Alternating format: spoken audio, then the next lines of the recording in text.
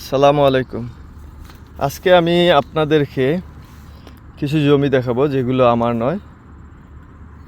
তো এগুলো দেখানোর কারণ হচ্ছে ধান চাষের ক্ষেত্রে আমাদের সিলেটি মানুষেরা বা লোকেরা সচরাচর যে ভুলগুলো করে থাকেন সেগুলো সম্পর্কে আলোচনা করব। তো প্রথমত যে ভুলটা আমার চোখের মধ্যে পড়ে সেটা হচ্ছে জমিতে যে আগাছাগুলো আছে এগুলো ওনারা জমি থেকে তুলে ফেলেন না ফেলার কারণে পরবর্তীতে কি হয়, এই বীজগুলোই যখন পরিপুক্ত হয়ে জমির মধ্যে পতিত হয়, পরবর্তী সিজনের সময় আপনার ওইগুলো আরও বেশি পরিমাণ থাকে। তো আমাদের উচিত এটাকে তুলে ফেলা। দ্বিতীয় ভুলটা হচ্ছে এই আমি আপনাদেরকে দেখাইতেছি, আমাদের জমির মধ্যে আপনার আগাছানাশক না দেয়া বা প্রয়োগ না করা। আগাছানাশক প্রয়োগ না করার কারণে আমরা অনেক সমস্যার মধ্যে পড়ি। এই যে দেখেন এখানে যদি আগাছানাশক দেওয়া হইতো তাইলে ধানের কুশির পরিমাণটা এরকম না হয়ে ভিন্ন হতে পারতো। এই যে দেখেন আগাছার কারণে ধানগুলো ঠিকমতো হতে পারেনি। আর সেকেন্ড ভুল হচ্ছে, যেহেতু আগাছানাশক দেন নাই, ওনাদের উচিত ছিল এটা আগাছা নিরণ করা, হাত দিয়ে তুলে ফেলা অথবা ফুইটার দিয়ে ঠেলানো, এটাও করেননি। মানে ওনাদের ইচ্ছা হচ্ছে এটা চাষ করছি আল্লাহ এখন আল্লাহ দিয়ে দিবেন।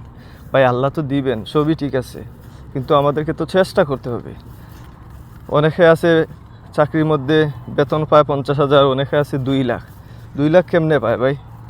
ওইটা তো তার পরিশ্রমের উপর, তার যোগ্যতার উপর সে পায়। আর অন্যজন 50,000, কারণ সে 50,000-এর জবি ঘরে, তার ওই 50,000-এর যোগ্যতা। তো তদ্রূপ হচ্ছে দান। আপনি যদি এটাতে পরিশ্রম করেন, সময় দেন, আল্লাহ আপনার রিজিক বাড়িয়ে দিবেন, ওইটার মধ্যে বরকত দিবেন, আপনার পরিশ্রমকে বৃথা যেতে দিবেন না। তো এটা বুঝতে হবে।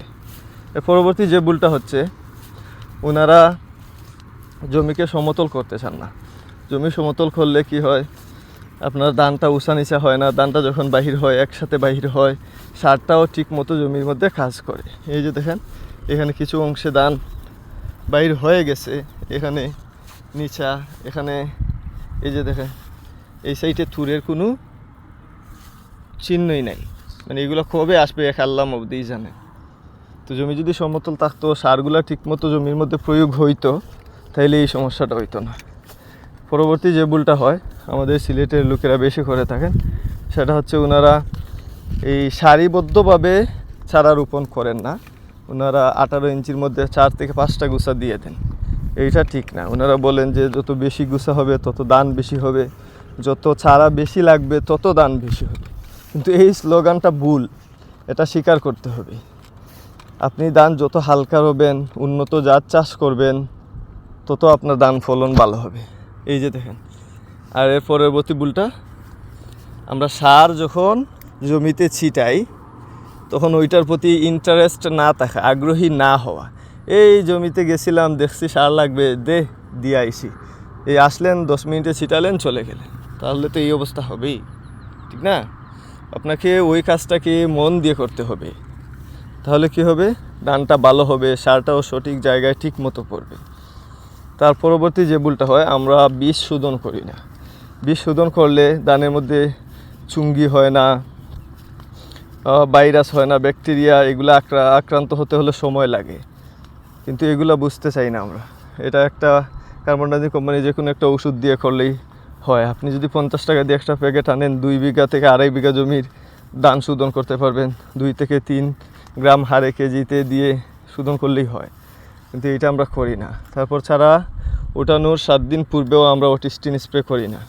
যদি এটা করতাম তাহলে চারাটা সুস্থ সবল থাকতো, তাহলে চারার মধ্যে এই সমস্যা হতো না। আমি প্রথমবার যখন কার্বন-ডাইজিং কোম্পানির খাজিম কিনতে যাই, তখন দোকানের মধ্যে আমার 2-3 জন আঙ্কেল বসা ছিলেন। ওনারা বলতেছেন এটা কিসের জন্য? আমি বললাম বীজ শোধন করবো। বলতেছেন বীজ শোধন কী?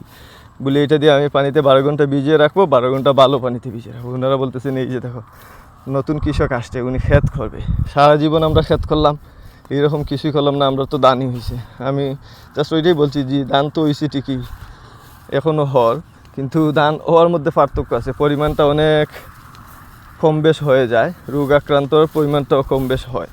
তা আমি আর কিছু বলি নাই, আমি আমার চলে আসি। তারপর আমি যখন বীজ শোধন করলাম, চারা উঠানোর 7 দিন আগে কার্বন-ডাইজিং সরি অটিস্টিন স্প্রে করলাম, তখন আমার ধানের মধ্যে আল্লাহর মধ্যে কোনো সমস্যা দেখা দেয় নাই। তো এই জিনিসগুলো আমাদেরকে খেয়াল রাখতে হবে। আর সবচেয়ে বড় জিনিসটা হচ্ছে আমরা ধানের মধ্যে যে আপনার খাদ আছে, আমরা সিলেটি ভাষায় যেটাকে সাট বলি, এটাকে আমাদেরকে উঠিয়ে ফেলতে হবে। এটা যদি আমরা না উঠাই, কোনো এক সময় দেখা যাবে আমাদের যে মেইন ধানটা ছিল এটাই বিলুপ্ত হয়ে যাচ্ছে। তাই এটাকেও করতে হবে আমাদেরকে। আর সবচেয়ে গুরুত্বপূর্ণ বিষয় হলো আমাদেরকে ভালো বীজ সিলেক্ট করতে হবে, তাহলে ভালো ধান হবে। এর পরবর্তী যে সমস্যাটা আমি দেখছি, আমাদের এলাকার মানুষেরা বেশি সবাই বলে 32, 51, 28, মালতী, এরকম কিছু ধান আছে যেটাকে ওনারা ফিক্সড করে রেখে দিয়েছে। চাষ হবে মানে এটাই হবে ভাই, এটা তো হবে। কিন্তু ওই যে 32, 51, 3 খাটা, মানে 3 পাশা 15 মন, 15 মনের উপরে তো কারোই হয় না। মালতী 10 মন, 11 মন, 12 মন, এর উপরে তো হয় না। তো কেন? বলে খরচ কম। আপনি একটা ভালো জাত চাষ করেন, সর্বোচ্চ 1000 টাকা খরচ আপনার বেশি হবে, কিন্তু ধান আপনি 10 মন বেশি পাবেন, এটা নিশ্চিত থাকতে পারেন। কিন্তু ওনারা ওই যে ফিক্সড করে রাখছে 32 করবে, 51 করবে। এটা চাষ করা যায়, এটাকেও যদি সঠিক মতো করা যায় তাহলে সমস্যা নাই, ধান 20 মন পর্যন্ত হয়। কিন্তু আপনাকে এটার পরিচর্যা সম্পর্কে সঠিক ধারণা থাকতে হবে। এই যেভাবে করে আসতেছেন এভাবে করলে হবে না। আপনি এটা কিছু নিয়ম নীতি চেঞ্জ করতে হবে। একই ওষুধ বারবার ব্যবহার করা যাবে না, একই জমিনে বারে বারে একই ধান লাগানো যাবে না, এটা আপনাদেরকে জানা থাকতে হবে। তো আপনারা একই ধান একই জমিনে বারবার লাগান, তাহলে কি হয়, লাগানো মাত্রই বেমার রোগ দেখা দেয়, যার কারণে পরবর্তীতে ধান ভালো হয় না। তো এটা থেকে বাহির হয়ে আসতে হবে। এক জমির মধ্যে